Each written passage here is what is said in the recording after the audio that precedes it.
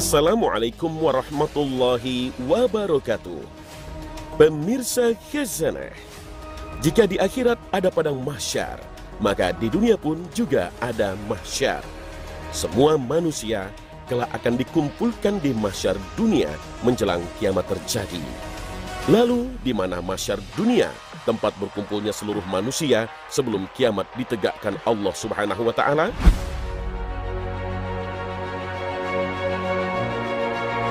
Mahsyar, tempat dikumpulkannya manusia menjelang hari kiamat itu ada di Baitul Maqdis, Palestina. Inilah yang dikabarkan Nabi Shallallahu Alaihi Wasallam dalam sabdanya. Baitul Maqdis adalah tanah mahsyar, pengumpulan, dan mansyar, penyebaran. Datangilah dan sholatlah kalian di dalamnya. Hadis riwayat Ibnu Majah dan Hakim. Dikumpulkannya manusia di mahsyar ini terjadi ketika manusia tak lagi mengenal kebaikan dan agama, hingga akhirnya muncul sebuah api dari tanah Aden di Yaman. Api ini menggiring seluruh umat manusia menuju mahsyar.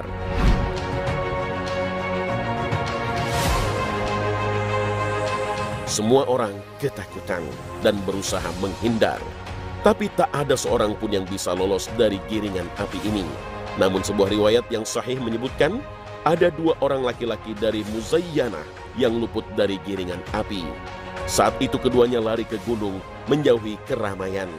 Setelah itu keduanya turun dari gunung, tapi mereka mendapati daerahnya kosong. Tak seorang pun terlihat. Mereka pun menuju Madinah, tapi di Madinah juga tak tampak seorang pun.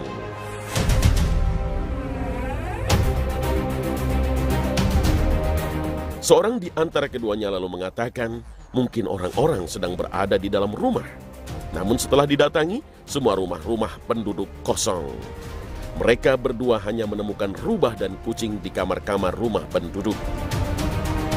Seorang lagi mengatakan mungkin orang-orang sedang di pasar. Tapi setelah didatangi, juga tak ditemukan seorang pun di sana. Akhirnya mereka berdua meninggalkan tempat itu hingga sampai di perbukitan.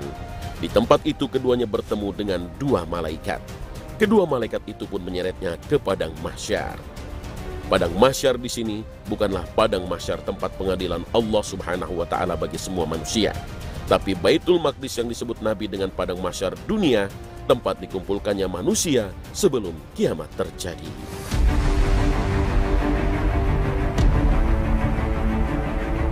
Orang-orang yang dikumpulkan Allah Subhanahu wa taala di mahsyar dunia inilah manusia terakhir yang hidup di muka bumi.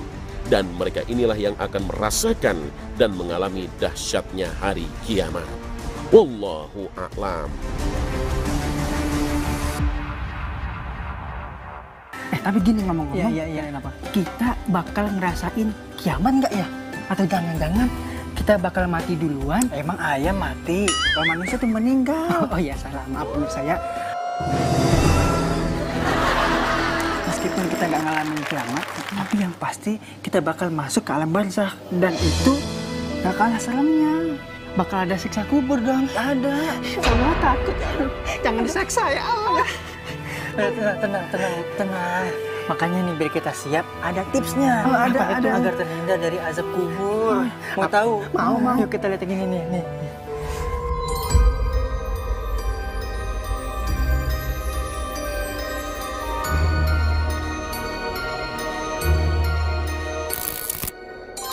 Pemirsa Khazanah, azab kubur adalah perkara yang pasti akan terjadi. Hal ini wajib diimani oleh setiap muslim, sekalipun meyakini dan mengimaninya tidaklah mudah karena bersifat gaib. Tak bisa dirasakan oleh indera kita dan tak bisa dibuktikan secara ilmiah. Allah menjelaskan dalam firman-Nya tentang azab kubur yang dialami oleh Fir'aun dan bala tentaranya. Dan Fir'aun beserta kaumnya dikepung oleh azab yang amat buruk. Kepada mereka dinampakkan neraka pada pagi dan petang, dan juga pada hari terjadinya kiamat. Diserukan kepada malaikat, masukkanlah Fir'aun dan kaumnya ke dalam azab yang sangat keras. Al-Quran Surah Al-Mu'min ayat 45 hingga 46. Ayat ini dengan sangat jelas menegaskan bahwa azab kubur itu benar-benar ada dan nyata. Itu sebabnya penting bagi kita mengetahui apa saja penyebab sehingga seseorang tertimpa siksa kubur.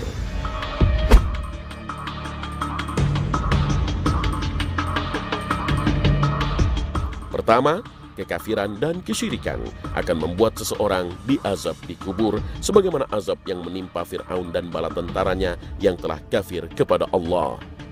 Sedangkan kefasikan, Allah berfirman, di antara orang-orang Arab Baduy yang di sekelilingmu itu ada orang-orang munafik, dan juga di antara penduduk Madinah. Mereka keterlaluan dalam kemunafikannya. Kamu, wahai Nabi, tidak mengetahui mereka, tetapi kamilah yang mengetahui mereka. Nanti mereka akan kami siksa 2 kali, kemudian mereka akan dikembalikan kepada azab yang besar. Al-Quran Surah At-Taubah ayat 101. Imam Al-Qurtubi dalam tafsirnya menegaskan maksud kalimat kami akan mengazab orang-orang munafik 2 kali adalah azab di dunia dan di dalam kubur.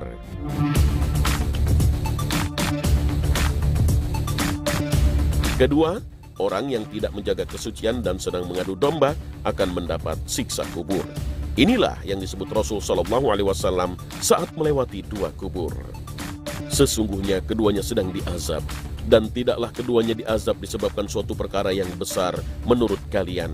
Salah satunya tidak menjaga diri dari percikan air kencing, sedangkan yang lain suka mengadu domba antara manusia. Beliau lalu mengambil sebuah pelepah kurma yang masih basah. Kemudian beliau belah menjadi 2 bagian dan beliau tancapkan 1 bagian pada masing-masing kuburan. Para sahabat bertanya, wahai Rasulullah, mengapa engkau melakukan hal ini? Beliau menjawab, mudah-mudahan diringankan azab tersebut dari keduanya selama pelepah kurma itu belum kering. Muttafaqun alaih.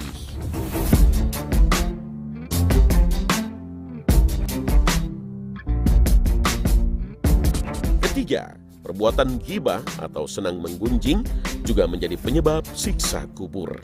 Anas bin Malik menuturkan bahwa Rasulullah SAW pernah bersabda, tatkala Robku memi'rajkanku menaikkan ke langit, aku melewati beberapa kaum yang memiliki kuku dari tembaga.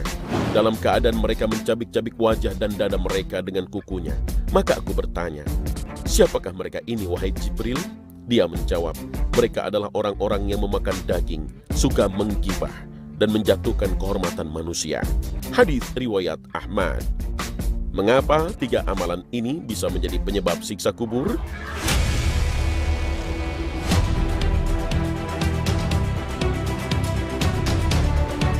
Al-Hafiz Ibnu Rajab Al-Hambali menjelaskan, rahasia dikhususkannya azab kubur karena air kencing, adu domba, dan ghibah atau menggunjing adalah bahwa alam kubur merupakan tahap awal alam akhirat. Di dalamnya terdapat beberapa contoh yang akan terjadi kelak pada hari kiamat, seperti siksaan atau balasan yang baik. Ada 2 macam perbuatan maksiat yang mengakibatkan siksa. Pertama, terkait dengan hak Allah. Yang pertama kali akan diselesaikan pada hari kiamat adalah sholat. Sedangkan yang terkait dengan hak-hak hamba adalah darah atau pembunuhan. Di alam barzakh, yang akan diputuskan adalah pintu-pintu dari kedua hak ini dan perantaranya. Maka syarat sahnya sholat adalah bersuci dari hadas dan najis. Sedangkan pintu tumpahnya darah adalah adu domba dan menjatuhkan kehormatan orang lain atau ghibah. Keduanya adalah jenis perkara menyakitkan yang terhitung paling ringan. Inilah sebabnya bentuk azab diawali di alam barzakh atau kubur dengan evaluasi serta siksaan karena keduanya.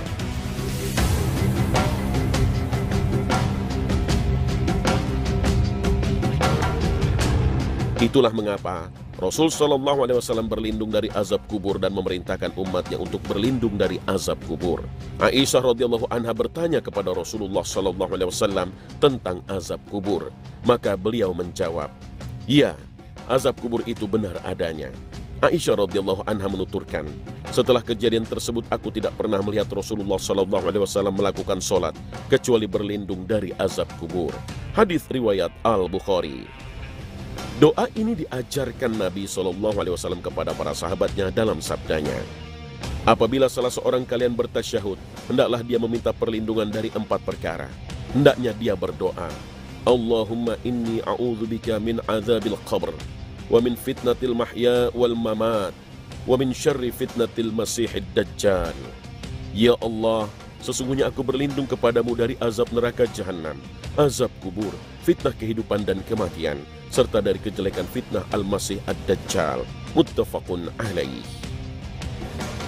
Ibnu Abbas radhiyallahu anhu menuturkan bahwasanya Rasulullah SAW mengajarkan doa ini kepada mereka, para sahabat, sebagaimana beliau mengajarkan sebuah surat dari Al-Quran.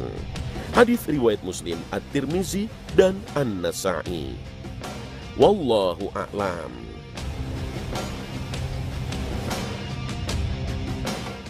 Nah, San, makanya dengerin, kalau kencing itu pastiin semuanya benar-benar bersih. Sorry ya, aku mah bersih. Emangnya kencingnya sambil lari-lari gitu? Itu bakal kemana-mana najisnya. Ya makanya itu, habis kencing aku selalu berdeham. Mantap, Pak Haji. Bukan. Terus berdeham itu biar sisa air kencing yang belum keluar itu ikut keluar. Gitu. Biar apa, plong? Nah, biar plong. Biar kita juga terbebas dari najis. Biar sholat kita sah dan diterima. Kan tadi ada tuh dijelasin, orang yang kena azab kubur, orang kafir, musyrik, orang yang nggak menjaga kesucian, orang yang suka adu domba. Adu domba, adu domba, adu domba. Makanya ini dengerinnya belum selesai. Kok belum? Iya, belum. Nih, orang yang suka adu domba dan Ya. orang yang suka ghibah. Nah, pertanyaannya nih, kan kita semua masuk alam barzah nih. Habis masuk alam barzah bakal ditanya semuanya. Nah, kira-kira pertanyaannya sama apa enggak sih? Aduh, kok aku jadi merinding. Itu mah menggigil, bukan merinding. Ya, takutnya nah seksa. Tolong. Ya. Kalau gitu, saksikan setelah jeda berikut. Jangan kemana-mana, tetap di Khazanah Ramadan.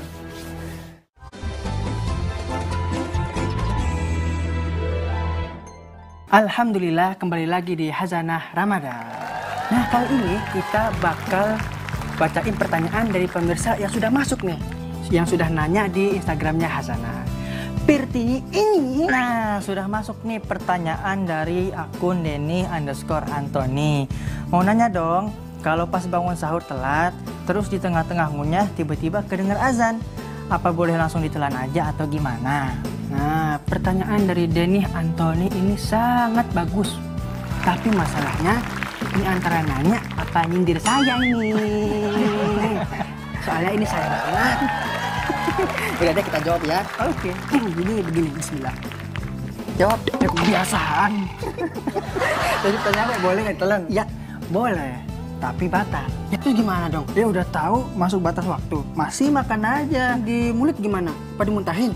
Kamu bajer itu. Ya dimuntahin. Kan tinggal telan, plek, jadi. Ya makanya kalau udah tahu masuk waktu imsak, jangan makan. Kenapa?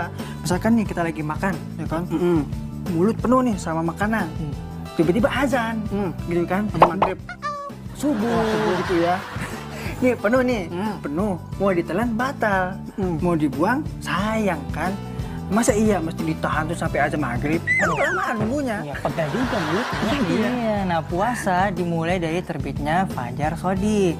Fajar Shodiq yang guru PAI kita itu? Bukan, ini penjelasan. Oh, kirain guru kita. Iya, puasa dimulai dari terbitnya Fajar Shodiq atau masuknya waktu sholat subuh. Jadi ketika lagi sahur nih, tiba-tiba kita dengar azan, maka kita wajib menghentikan sahur kita. Tapi lebih baik lagi ketika imsak kita sudah menyudahi sahur kita agar waktu sahurnya lebih tertata. Nah, mudah-mudahan jawaban dari saya bisa ya dari Hanan sama Manan. Manan, kan kamu nggak jawab tadi. Diem baik. Ya, mudah-mudahan jawaban dari Hanan dan Manan bisa menjawab pertanyaan pemirsa yang ada di rumah. Insya Allah. Dan juga pemirsa yang lain kalau mau bertanya boleh banget. Langsung saja tanya ke Instagramnya Khazanah Trans 7. Di mana? Di @khazanah_t7. Akan ada tayangan tausiah dari Ustadz Dasat Latif. Jangan lupa untuk terus saksikan Khazanah hanya di Trans 7. Ibu-ibu, ada enggak di sini yang punya tanah 1 juta hektar? Hah, Anda usah 1 juta. 100 hektar ada di sini, Bu?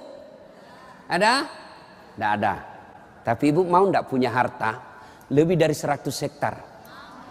Lebih dari 1 provinsi. Mau? Itulah sholat sunat fajar. Ayo, 2 rakaat sebelum ibu sholat subuh. Itu nanti ketika ditimbang kata Nabi, yang 2 rakaat ini lebih berat 2 rakaat ketimbang dunia dan isinya. Tuh sholat fajar 2 rakaat. 2 rakaat saja, Bu. 2. Coba. Sudah pagi-pagi, anak sudah pergi sekolah, suami sudah pada bekerja, pekerjaan rumah sudah tuntas, jam 8, jam 9, yuk sholat duha. Sholat duha. Bagaimana caranya? Sama sholat sunnah biasa, bedanya niat. Nih yang biasa ibu-ibu tanyakan, Ustaz apa niatnya? Bu, niat itu bukan bahasa mulut. Niat itu bukan bahasa lisan. Niat itu di sini. Usolli itu hanya ulama Melayu yang ngajarkan. Mau pakai boleh, tidak mau pakai sah. Coba lihat orang Arab kalau ibu pergi umroh. Coba lihat umumnya orang Arab. Jalan, berdiri langsung Allahu Akbar. Iya toh? Kalau kita kan lama dulu ibu, loading.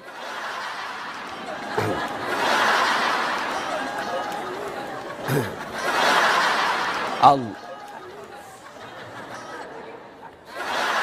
Duduk. Saya tanya, kenapa tidak jadi sholat bu?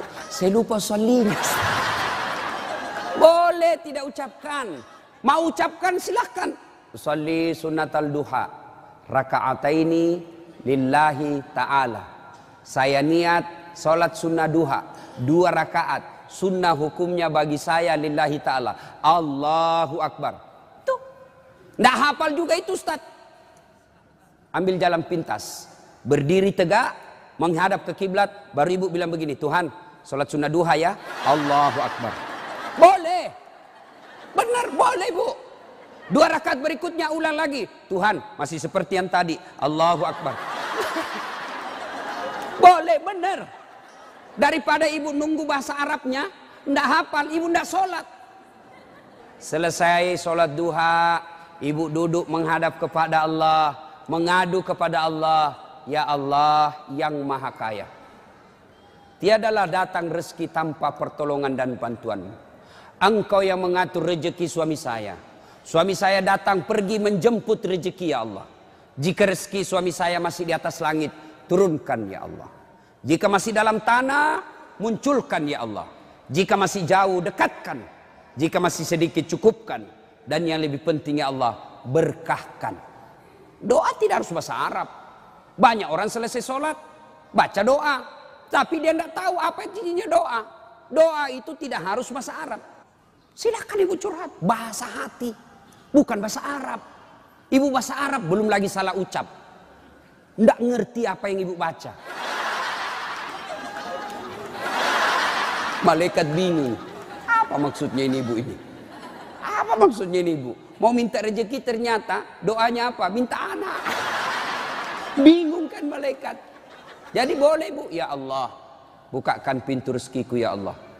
Mudahkan suamiku memperoleh rezekinya ya Allah. Sudah itu SMS suami. Bang, jangan menghalalkan segala cara. Baru aja aku doakan abangku selamat dalam mencari nafkah. Salam sayang selalu dari istrimu di rumah. Senang itu.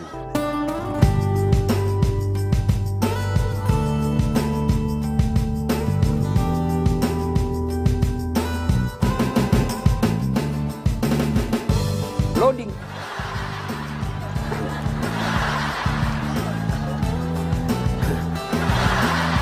Allah. Duduk. Saya tanya, kenapa tidak jadi sholat tuh? Saya lupa sholinya.